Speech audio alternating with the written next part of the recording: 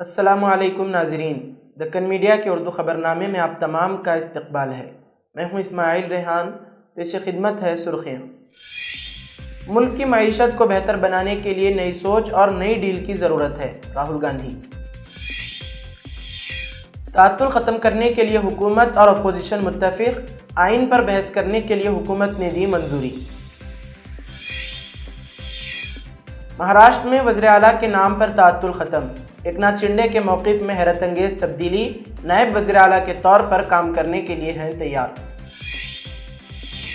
جنگ بندی کے درمیان لبنان پر اسرائیل کے شدید فضائی حملے، 11 افراد جاں بحق۔ اور اب خبروں کی تفصیل۔ لوک سبھا کی آج کی کارروائی میں سماج وادی پارٹی کے سربراہ اکھلیش یادو نے سنبھل میں حالیہ تشدد کا معاملہ اٹھاتے ہوئے کہا کہ یہ ایک سوچی سمجھی سازش کا نتیجہ تھا۔ انہوں نے کہا کہ سنبھل جو بھائی چارے اور اتحاد کے لیے جانا جاتا تھا، اب انتظامیہ کے متنازعہ اقدامات کی وجہ سے بدامنی کا شکار ہو رہا ہے۔ اکھلیش نے کہا 19 نومبر کو عدالت کے حکم کے بعد محض 2 گھنٹوں کے اندر ضلع مجسٹریٹ اور پولیس افسران سنبھل کی جامع مسجد کا سروے کرنے پہنچ گئے۔ یہ اقدامات تہذیب اور اتحاد کو نقصان پہنچا رہے ہیں۔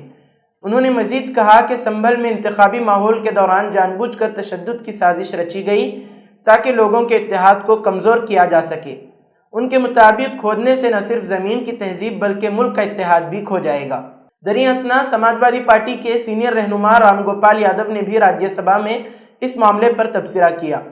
انہوں نے کہا کہ 24 نومبر کو صبح پولیس نے پورے علاقے کو گھیرے میں لے لیا، لیکن مقامی لوگوں کو اس کارروائی کی وجہ سے لاعلم رکھا گیا۔ کچھ دیر بعد پولیس اور افسران مسجد میں داخل ہوئے، جس پر لوگوں نے شک کا اظہار کیا اور صورتحال کشیدہ ہو گئی۔ پولیس کی فائرنگ میں 5 افراد ہلاک ہوئے جبکہ 20 سے زائد زخمی اور کئی گرفتار ہوئے۔ رام گوپال نے کہا کہ اس واقعے کے دوران متعدد افراد پر مقدمات درج کیے گئے اور انہیں جیل بھیج دیا گیا، جبکہ کئی کو شدید تشدد کا سامنا کرنا پڑا۔ انہوں نے مزید کہا کہ انتظامیہ کے ان اقدامات سے ایسا محسوس ہوتا ہے کہ یہ سب عوام کی توجہ حقیقی مسائل سے ہٹانے کے لیے کیا گیا۔ نیشنل کانفرنس کے صدر فاروق عبداللہ نے پیر کے روز کہا کہ بھارت میں مسلمان غیر محفوظ محسوس کر رہے ہیں۔ مزید کہا کہ مرکزی حکومت ملک کی 24 کروڑ مسلم آبادی کے حقوق کو نقصان نہیں پہنچا سکتی۔ غور طلب ہے کہ ایک روز قبل سعودی عرب میں عمرے کی ادائیگی کے بعد پارٹی کے ہیڈ کوارٹر میں میڈیا سے یہ ان کی پہلی بات چیت تھی۔ اس موقع پر انہوں نے نامہ نگاروں سے بات کرتے ہوئے کہا کہ اس میں کوئی شک نہیں کہ مسلمان خود کو غیر محفوظ محسوس کر رہے ہیں۔ میں حکومت ہند سے کہوں گا کہ وہ اسے ختم کرے۔ وہ 24 کروڑ مسلمانوں کو سمندر میں نہیں پھینک سکتے۔ مسلمان یکساں سلوک کے مستحق ہیں۔ ہندوستان کے آئین کے مطابق تمام مذاہب اور زبانیں برابر ہیں۔ جموں و کشمیر کے 3 بار کے سابق وزیر اعلیٰ اور رکن پارلیمنٹ نے کہا کہ تفرقہ انگیز قوتوں کو روکا جانا چاہیے اور انہیں کامیاب نہیں ہونے دینا چاہیے۔ فاروق عبداللہ نے مزید کہا کہ میں نے اللہ سے دعا کی کہ وہ ہماری مشکلات کو دور کرے اور بھائی چارے کو برقرار رکھے۔ جو لوگ ہمارے لوگوں کو مذہب کی بنیاد پر تقسیم کرنا چاہتے ہیں، ان کو ناکام بنائے۔ ہم ایسی تفرقہ انگیز قوتوں کو غالب نہیں آنے دے سکتے۔ وادی میں پہلی کشمیری پنڈت ہاؤسنگ سوسائٹی کے بارے میں پوچھے گئے سوال کا جواب دیتے ہوئے NC کے سربراہ نے کہا کہ واپسی کا فیصلہ ان کے پاس ہے۔ جب میں وزیر اعلیٰ تھا تو ہم نے ان کی واپسی کو آسان بنانے کی کوشش کی۔ ہمارے دل ان کے لیے کھلے ہیں۔ ان کی واپسی کے لیے انہیں کوئی نہیں روکتا۔ یہ ان کا انتخاب ہے کہ کب واپس آنا ہے، ہمارا نہیں۔ فاروق عبداللہ نے کہا کہ عمر عبداللہ کی قیادت والی حکومت ان سرکاری ملازمین کے معاملات دیکھے گی جنہیں لیفٹیننٹ گورنر منوج سنہا نے برطرف کیا تھا۔ انہوں نے یہ بھی کہا کہ حکومت ریزرویشن پالیسی پر غور کرے گی، جس کی وجہ سے اوپن میرٹ کے زمرے سے تعلق رکھنے والے لوگوں میں گزشتہ سال LG انتظامیہ کے ذریعے کچھ گروپوں اور OBC کو اضافی کوٹا شامل کرنے پر ان کے امکانات کو دبانے کے بعد عدم اطمینان پیدا ہوا ہے۔ فاروق عبداللہ نے اسرائیل لبنان جنگ بندی کا خیر مقدم کیا، لیکن اسرائیل کی طرف سے غزہ سمیت خطے میں تشدد کے خاتمے کے لیے جنگ بندی پر زور دیا۔ مریضوں کو مہلک بیکٹیریل انفیکشن سے بچانے کے لیے ایک اثردار علاج مل گیا ہے۔ ہندوستان میں اب تک کے سب سے مؤثر اینٹی بایوٹک نیفیتھرومائسن دوا تیار کر لی گئی ہے، جو جلد ہی بازار میں دستیاب ہوگی۔ بیکٹیریل نیمونیا سے متاثر مریضوں کے لیے یہ دوا زندگی بخش ثابت ہو سکتی ہے۔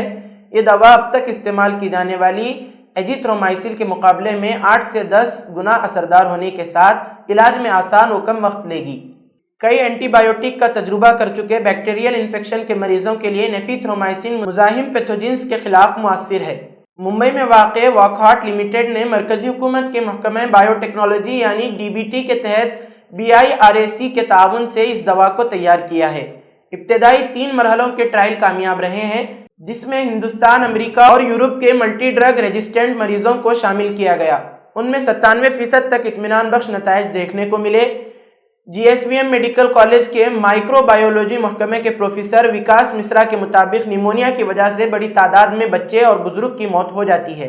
نمونیا، TB اور UTI جیسے عام انفیکشن کا علاج کرنا بھی مشکل ہوتا جا رہا ہے۔ ابھی تک ایسے انفیکشن کا علاج اینٹی بایوٹک سے کیا جاتا ہے۔ اینٹی بایوٹک کے زیادہ خوراک لینے سے اب مریضوں میں دوا اثر نہیں کر رہی ہے۔ ایسے میں نیفیتھرومائسن نمونیا کے سنگین مریضوں کو راحت دے گی۔ کانگریس رہنما اور قائد حزب اختلاف راہل گاندھی نے حکومت پر قومی معیشت کی حالت خستہ کرنے کا حکومت پر الزام لگاتے ہوئے کہا کہ عوام بگڑتی ہوئی معیشت کے بوجھ سے بے حال ہیں۔ واضح رہے کہ راہل گاندھی مستقل حکومت کو انتباہ کرتے رہے ہیں کہ ملک کی معیشت کی حالت بہت خراب ہے۔ قائد حزب اختلاف راہل گاندھی نے کہا، ملک کی معیشت کی حالت خراب ہے، لوگوں کی حالت دگرگوں ہو رہی ہے۔ اس صورتحال کو بہتر بنانے کے لیے نئی سوچ اور کوئی وقت ضائع کیے بغیر کاروبار کے لیے نئی ڈیل کی ضرورت ہے۔ اس کے ساتھ انہوں نے چارٹ بھی پوسٹ کیا ہے جس میں کہا گیا ہے کہ GDP 5.4% ہے، جو 2 سالوں میں سب سے کم ہے، اور روپیہ 84.50 روپے فی ڈالر کی سطح پر پہنچ گیا ہے، جو ریکارڈ کم ترین سطح ہے۔ اسی طرح ملک میں خوردہ افراط زر کی شرح 6.21% ہے، جو کہ 14 ماہ میں سب سے زیادہ ہے۔ بے روزگاری کی شرح 45 سالوں میں سب سے زیادہ ہے۔ انہوں نے معیشت کے کئی پہلوؤں پر روشنی ڈالی ہے۔ پارلیمنٹ کے سرمائی اجلاس کی شروعات ہو چکی ہے، لیکن پارلیمانی کارروائی بہتر طور پر نہیں ہو پا رہی ہے۔ اپوزیشن اہم ایشوز کو لے کر حکومت پر بحث کا دباؤ بنانے کی کوشش کر رہی ہے۔ اپوزیشن پارٹیاں حکومت پر الزام عائد کر رہی ہیں کہ حکومت ان کے مطالبات پورے نہیں کر رہی ہے، جس وجہ سے پارلیمنٹ کی کارروائی بہتر طریقے سے نہیں ہو پا رہی ہے۔ سرمائی اجلاس کے 6 اہم دن پارلیمنٹ میں ہنگاموں کی وجہ سے برباد ہو گئے۔ پارلیمنٹ کی کارروائی کو بہتر طریقے سے چلانے کے تعلق سے لوک سبھا کے اسپیکر اوم برلا نے تمام سیاسی جماعتوں کے ساتھ آج ایک انتہائی اہم میٹنگ کی۔ اس میٹنگ میں TDP leader Krishna Devarayalu, Congress leader Gaurav Gogoi, DMK leader TR Baalu, NCP SP leader Supriya Sule, RJD leader Abhay Kushwaha, TMC leader Kalyan Banerjee, Shiv Sena یعنی UBT لیڈر اروند ساونت اور CPI یعنی M لیڈر رادھا کرشنن وغیرہ شامل ہوئے۔ میٹنگ میں حکومت اور اپوزیشن دونوں تعطل ختم کرنے کے ساتھ آئین پر بحث کرنے کو راضی ہو گئے ہیں۔ میٹنگ کے بعد اس سلسلے میں جانکاری دیتے ہوئے پارلیمانی امور کے وزیر کرن رجیجو نے کہا کہ آج لوک سبھا کے اسپیکر اوم برلا کے ساتھ تمام پارٹی کے فلور لیڈران کی میٹنگ ہوئی۔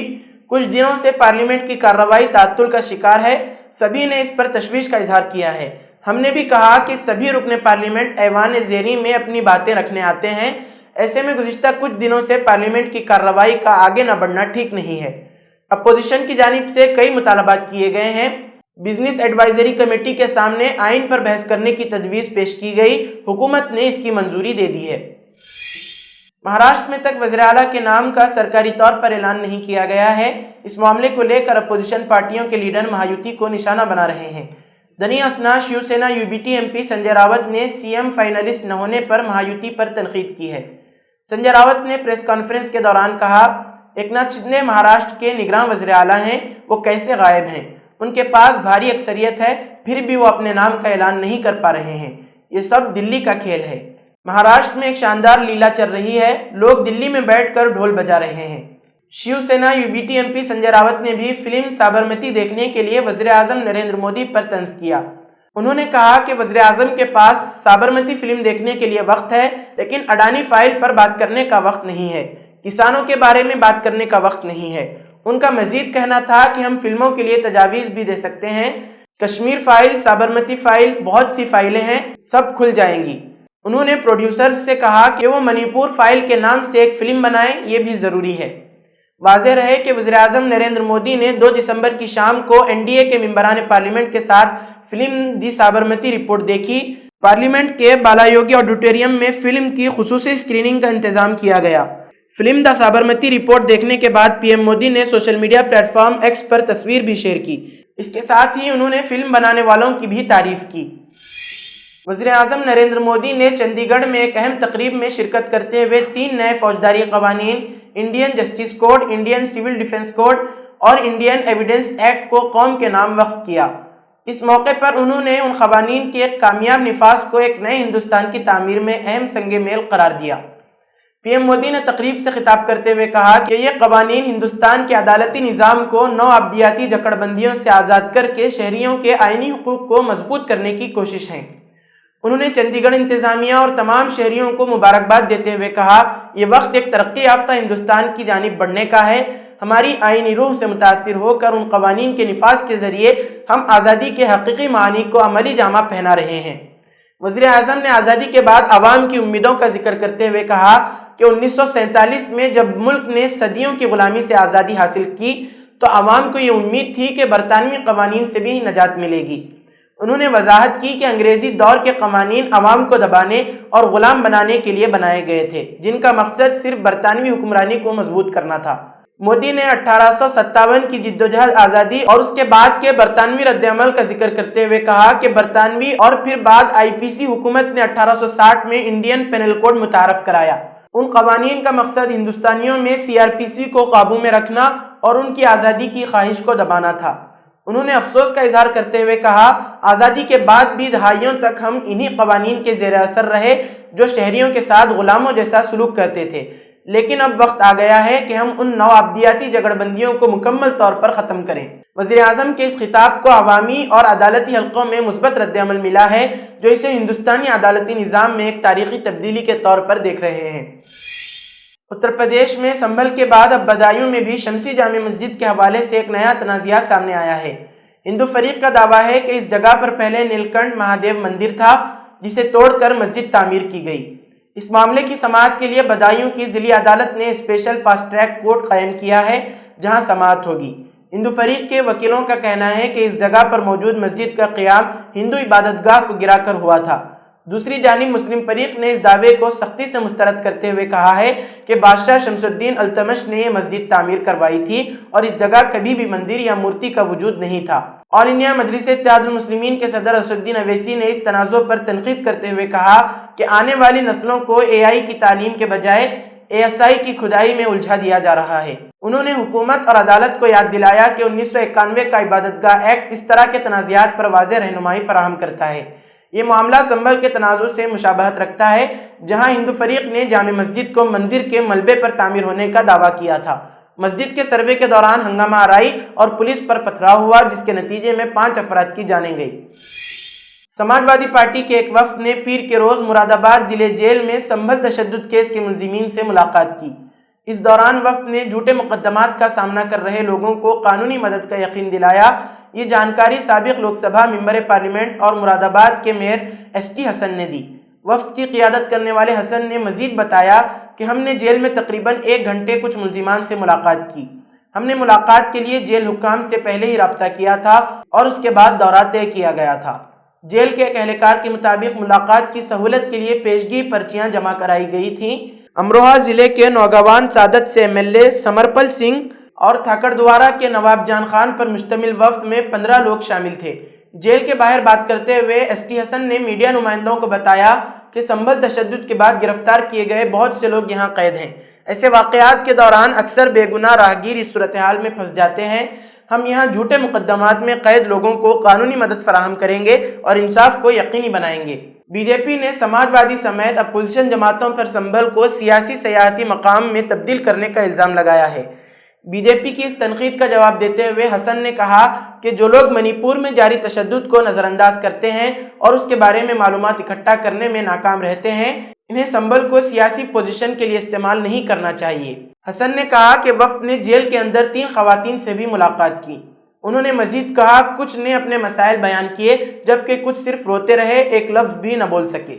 واضح رہے سنبھل میں 10 دسمبر تک باہری لوگوں کے داخلے پر پابندی عائد ہے۔ کانگریس کے ایک وفد کو پیر کو لکھنؤ میں تشدد زدہ ضلع کا دورہ کرنے سے روکے جانے پر ایس ٹی حسن نے کہا یہ ہماری روایت اور عمل ہے کہ غم زدہ، مصیبت زدہ اور مصیبت میں گھرے لوگوں سے ملیں۔ جو کچھ بھی ہو رہا ہے وہ جمہوریت کے لیے اچھا اشارہ نہیں ہے۔ سنبھل میں 19 نومبر سے تناؤ میں اضافہ ہوا جب ایک عرضی پر سماعت کرتے ہوئے نچلی عدالت نے مغل دور کی شاہ جامع مسجد کے سروے کی اجازت دی۔ ارزداشت میں مسجد کی جگہ پر پہلے ہری ہر مندر ہونے کا دعویٰ کیا گیا ہے۔ 24 نومبر کو دوسرے سروے کے دوران شہر میں تشدد پھوٹ پڑا، سیکیورٹی اہلکاروں کے ساتھ جھڑپ ہوئی۔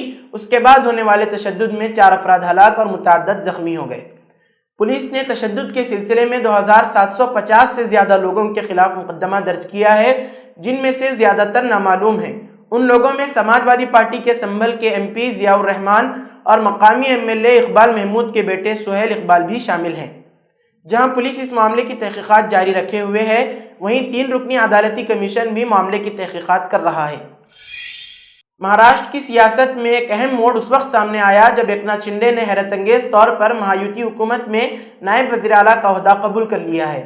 اطلاعات کے مطابق بی جے پی کے دیویندر فڈنویس دوبارہ وزیر اعلیٰ کے طور پر حلف اٹھائیں گے۔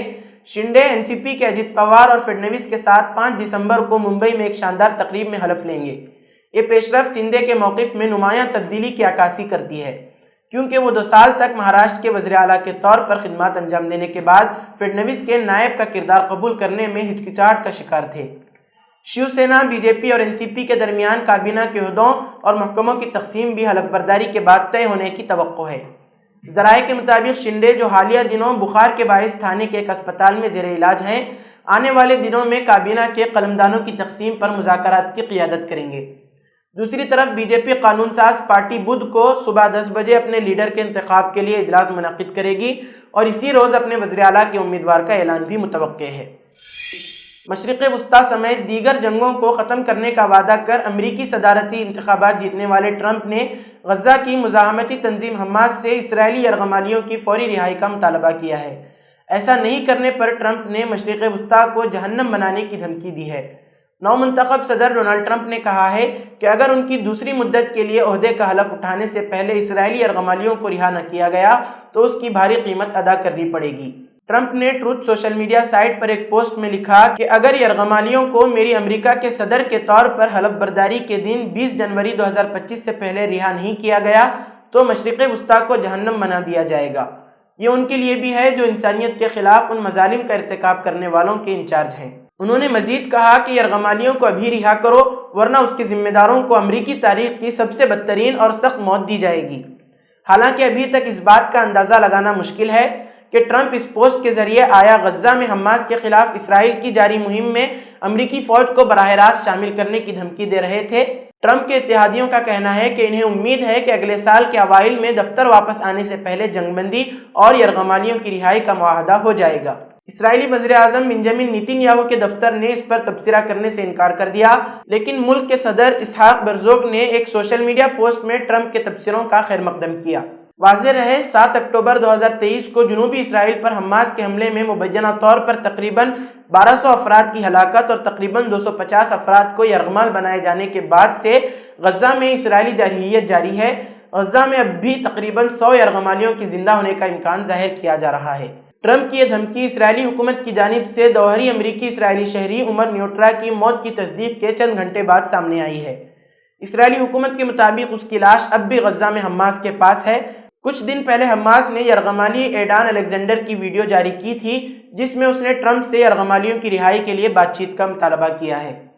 غزہ کی وزارت صحت کے مطابق 14 مہینوں سے غزہ میں جاری اسرائیلی حملوں میں 44,429 فلسطینی جاں بحق ہو چکے ہیں۔ جنگ نے ساحلی انکلیو کے وسیع علاقوں کو تباہ کر دیا ہے اور اس کی 2.3 ملین آبادی کا 90% حصہ بے گھر ہو چکا ہے۔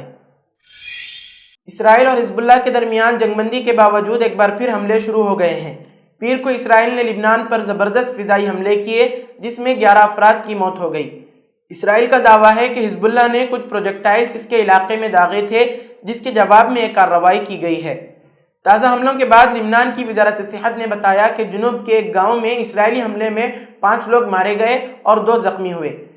وہیں پر ایک اور فضائی حملے میں 4 افراد ہلاک جبکہ 2 زخمی ہوئے ہیں۔ لبنانی پارلیمنٹ کے چیئرمین نبی بیری نے اسرائیل پر حال کے دنوں میں 50 سے زیادہ ہوائی حملے کر کے سرحد کے پاس گھروں کو نشانہ بنانے اور لبنان کے فضائی علاقے میں داخل ہو کر جنگ بندی کی خلاف ورزی کرنے کا الزام لگایا ہے۔